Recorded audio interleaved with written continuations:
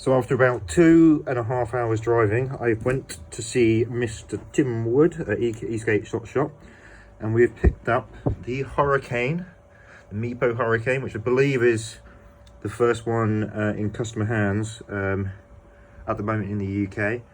Looks pretty solid. Lovely little motor guards. Sorry, I'm a bit tired after just pulling off the bloody wrap.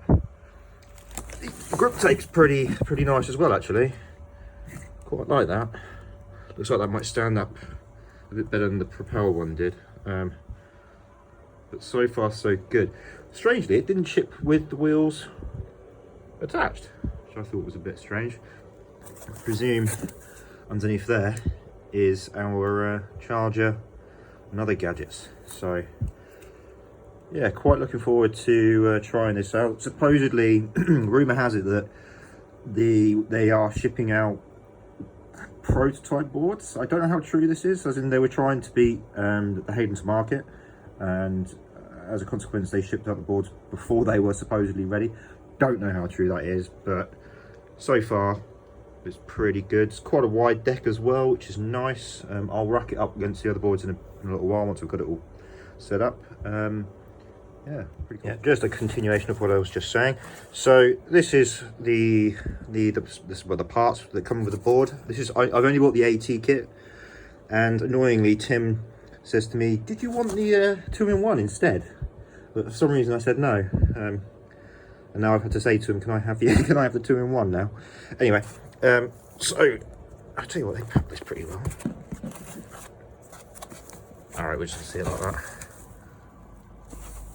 That was pretty nice. It's cool. The remote, is this the same?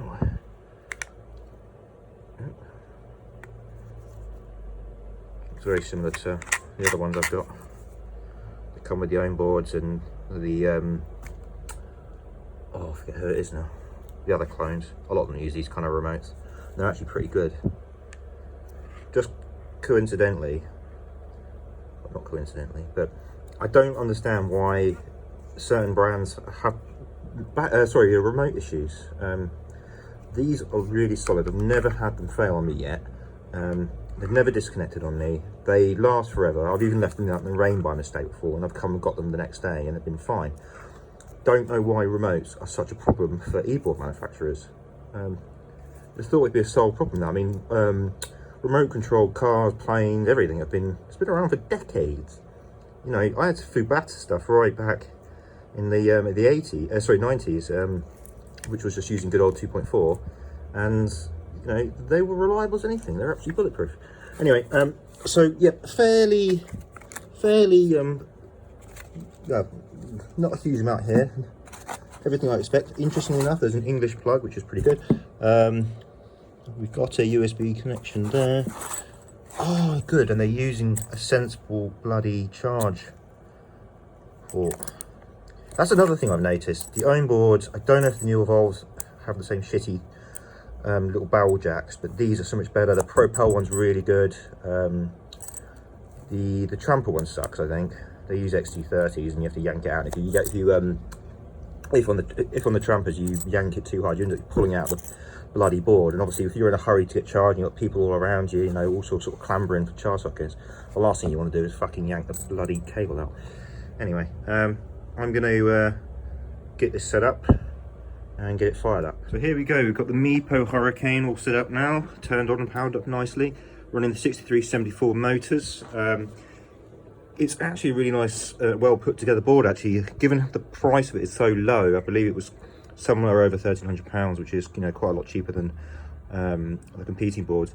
As I already mentioned, I don't know if I posted this up, but allegedly Meepo kind of rushed the Hurricanes out to compete with the Hadean. So allegedly there are some prototyping issues which might explain some of the parts upgrades that went to existing customers already. So it's it's a heavy old board, I tell you. It's not a lot of the lightest in the world. On the board, on the packaging, it said it was 12 kilos. The whole thing was 12 kilos, including the charge and everything. And Mr. Tim, he weighed it and he came up with something like close to 20 kilos, which was quite funny. So we've got nice ball guards here, which is great.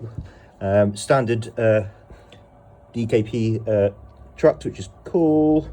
Do quite like the hubs on these, but they are plastic, unfortunately, which sucks. But at least if they get scuffed, it won't sharp as badly as something like the Mega Stars or the Tramper stuff. So I actually don't know what this connector is, but it's the same. It's very similar to the one I've got on a couple of other boards. But that's good because I really hate the shitty barrel jacks they use. What else can I say about this board? So it's quite thick. I think it's about 1.5 inches from the deck to the bottom, which is interesting. And yeah, I mean, we're going to give it a little ride, see how it goes. I'm loving the fact it's got a slight drop deck on it, so that'll be good to get in your feet in. Unfortunately, it does have raised base plates here, which means you can't use the foot stops, or at least I don't think you can use the foot stops without damaging something. They're just not really designed for it. So maybe Tim can come up with, find a manufacturer who can maybe stick some kind of guard on there, but that's really not guard, foot stops on there somehow. So yeah, overall, quite a nice looking board. I do quite like the remote. It's very similar to the ones that used on own boards, which is you know, quite good, and the Cron boards, I believe, as well. All nicely charged up. Funnily enough, the boards come pretty much fully charged, which is a little bit unusual, but okay. Cool. So we'll have a little play around with this, see how it compares with the other boards that I own. One thing I will say is I need to find out Russ has got this cool swiveling I don't even know the hell that you call it, turntable thing that he puts the propel balls and then spins them around. I need one of those. So what else was I going to say? So accessory wise, bear in mind this is very cheap board already.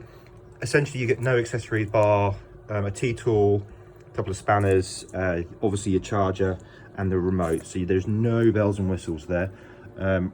Annoyingly, Tim did offer me the opportunity of buying the 2-in-1 kit, which I declined because I was like, I don't really ride on streets, you know, I'm more of an AT guy.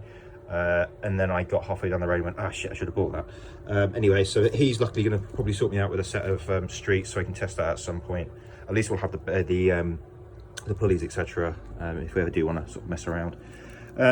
What else would I want to say about this? Okay, for the meantime, after a solid 2.5 hours drive to Tim and back, I have nothing else to say, but this is pretty cool. Looking forward to trying it. Cheers.